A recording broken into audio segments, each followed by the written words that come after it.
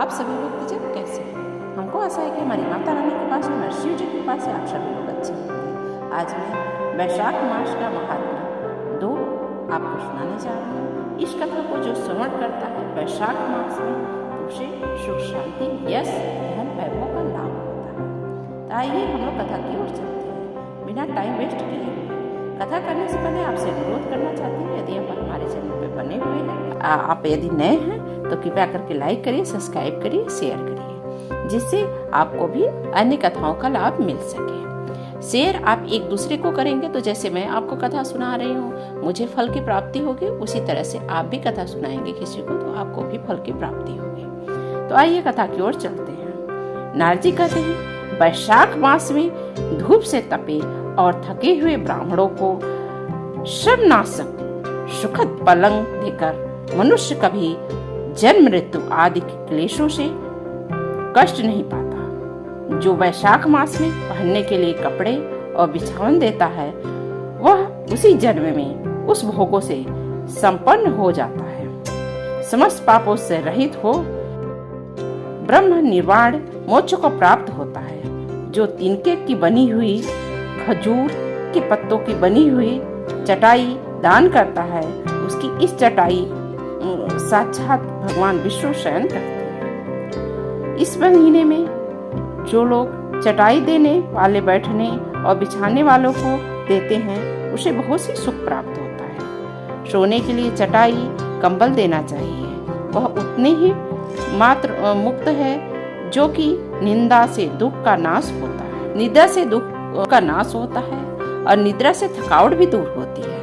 और वह निद्रा चटाई पर सोने वाले को सुखपूर्वक आनंद प्रदान करता है। धूप से कष्ट पाए हरात श्रेष्ठ ब्राह्मण को जो सूक्ष्मतर वस्त्र दान करता है वह पूर्ण आयु परमलोक में उत्तम गति को प्राप्त करता है। जो मनुष्य ब्राह्मण को फूल और रोली देता है वह लौकिक भोगों का भोग करके मोक्ष को प्राप्त कर लेता है। जो खस, कूस और जल से वार्षिक चंदन देता है वह सब भोगों से देवताओं की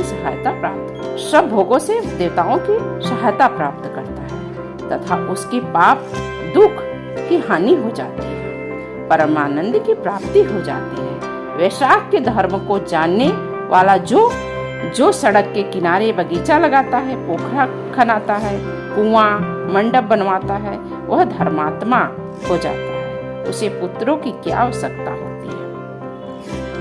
उत्तम शास्त्र का श्रवण, तीर्थ यात्रा, सत्संग, जल दान, अन्नदान, पीपल का वृक्ष लगाना चाहिए तथा पुत्र, इन 7 को विज्ञ पुरुष संतान मानते हैं। जो वैशाख मास में तापनाशक तक्र दान करता है वह इस पृथ्वी पर विद्वान और धनवान होता है। धूप के समय गट्ठे की लकड़ी को जो दान करता है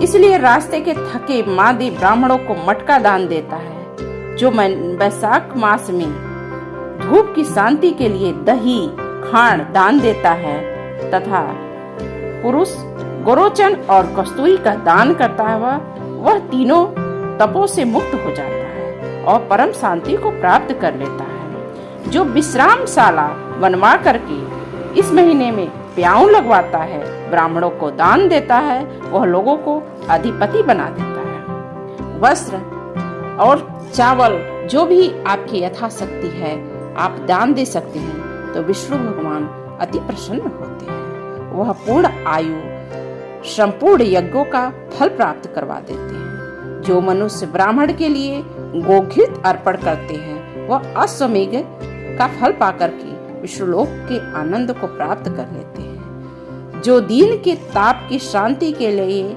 सायंकाल में ब्राह्मण को ऊख दान देता है उसको अक्षय पूर्ण प्राप्त होता है। जो वैशाख मास में शाम को ब्राह्मण के लिए फल और शरबत देता है उससे पितर प्रसन्न होते हैं। अमृत दान का अवसर भी मिलता है। जो वैशाख के महीने में पके हुए आम का फल देते हैं, शरबत देते हैं, उनके सारे पाप निश्चय ही नष्ट हो जाते हैं। जो वैशाख की अमावस्या को पितरों के उद्देश्य से कस्तूरी, कपूर, वेला खस की सुगंध से वासी शरबत से भरा हुआ घड़ा दान करते हैं, वह 96 घड़ा दान करने के पुण्य के बराबर होता है। वैशाख में तेल लगाना नहीं चाहिए, दिन में सोना नहीं चाहिए, कांस्य के पात्र में भोजन करना चाहिए, खाट पर नहीं सोना चाहिए, घर में नहाना चाहिए, या तो गंगा जी में, तालाब, नदी, बावड़ी ऐसे चीज के पास जाके आप नहाएं तो अति उत्तम है। जो वैशाख में स्नान का व्रत का पालन करता है, भोजन करता है, वह सभी पापों से मुक्त होकर के विष्णु लोक को जाता है। जो विष्णु भक्त पुरुष वैशाख मास में नदी स्नान व 3 जन्मों के पाप से निश्चय ही मुक्त हो जाता है। जो प्रातःकाल सूर्योदय के समय किसी समुद्र गामी में स्नान करता है, वह 7 जन्मों से तत्काल ही छुटकारा पा जाता है। जो मनुष्य 7 गंगाओं में से किसी एक में उस काल में स्नान करता है, वह करोड़ जन्मे में उपार्जित किए हुए पापों से निस्संदेह मुक्त हो जाता है। जाह्नवी गंगा, वृद्ध गंगा, गोदावरी, कालिंदी, यमुना, सरस्वती, कावेरी, नर्मदा और वेणी, ये 7 गंगाएं कहीं गई हैं। वैशाख मास में आने पर जो प्रातःकाल बावड़ियों में स्नान करता है, उसके महापातकों का नाश हो जाता है।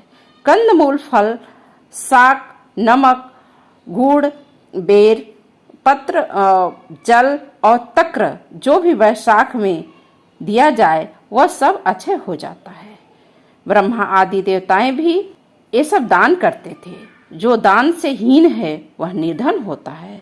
अतः सुख की इच्छा रखने वाले पुरुष को वैशाख मास में अवश्य दान करना चाहिए।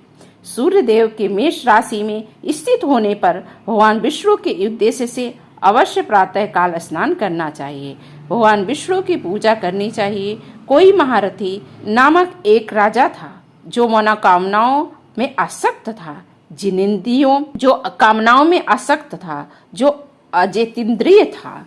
वह केवल वैशाख स्नान के सुयोग्य से स्वतः वैकुंठ धाम को प्राप्त कर लिया। वैशाख मास के देवता भगवान मधुसूदन हैं, अतएव वह सफल मास है। वैशाख मास में भगवान विष्णु की प्रार्थना करनी चाहिए और मंत्र बोलना चाहिए।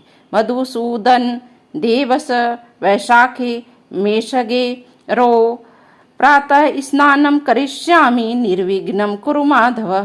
हे मधुसूदन, हे देवेश्वर माधव, मैं मेष राशि में सूर्य के स्थित होने पर वैशाख मास में प्रातः स्नान करूंगा। आप इसे निर्विघ्न पूर्ण कीजिए। तत्पश्चात निम्नांकित मंत्र से अर्घ करें। वैशाखे मेघसे भानो प्रातः स्नान परायणः अर्ध तेजस प्रदास्मानि गृहाणाम मधुसूदनम।